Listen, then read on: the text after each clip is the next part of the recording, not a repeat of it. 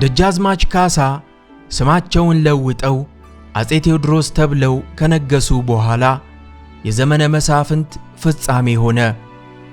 ስማቸውን ቴዎድሮስ ተብለው የነገሱበትም ምክንያት ቴዎድሮስ የሚባል ንጉሥ ሲነግስ ኢትዮጵያን እስከ ባህር ያሰፋታል፣ ፍርድና አስተዳደርንም ያስተካክላል የሚባል ትንቢት ስለነበረ ሕዝቡ ይህ ትንቢት የእርሶ ነው እያሉ ስላሞካሿቸው ስሜን ቴዎድሮስ በሉ ብለው አወጁ።